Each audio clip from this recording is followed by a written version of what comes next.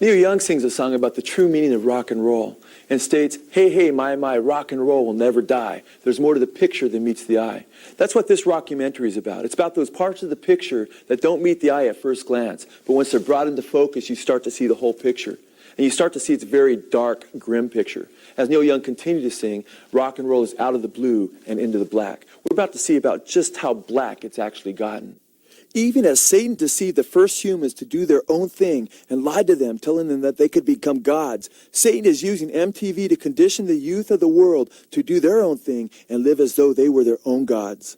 Even as this MTV advertisement demonstrates, MTV is Satan's vehicle to reach the masses around the world. Bob Pittman, the founder and former president of MTV, stated, quote, "The strongest appeal you can make is emotionally. If you can get their emotions going, make them forget their logic, you've got them." MTV founder Bob Pittman also boasted, quote, "At MTV, we don't shoot for the 14-year-olds, we own them." MTV is using the subversive power of music and popular teen idols to deceive our children. If you are a parent, MTV is targeting your child. If you are a young person, MTV is targeting you.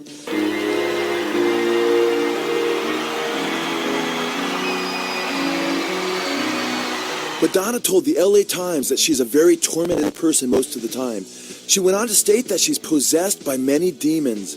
And just what are these demons doing through Madonna? Here we see that they are promoting homosexual marriage and seeking to destroy God's plan for the family.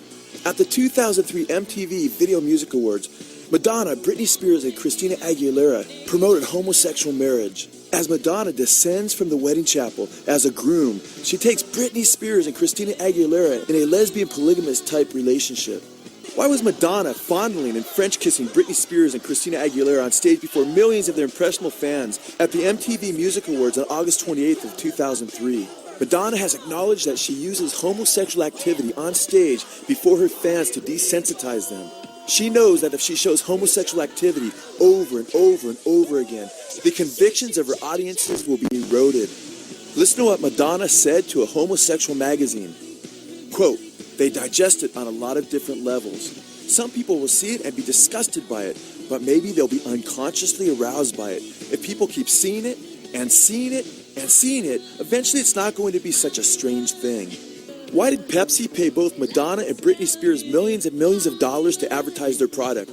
Pepsi is well aware that if Madonna or Britney Spears is seen drinking a Pepsi, millions of their fans will turn out and drink Pepsi. What does this have to say with Madonna's admission that she practices homosexuality on stage to promote homosexuality? And where are seemingly innocent pop stars ultimately leading their young, impressionable fan base? Here we see Britney Spears wearing the number of the Antichrist, 666, on her shirt. God's word, the Bible, states that one day every nation, kindred, and tongue will have to take the number of the beast or the mark of the beast on their right hand or their forehead. Rock stars are desensitizing the public to the very evil that is just around the corner.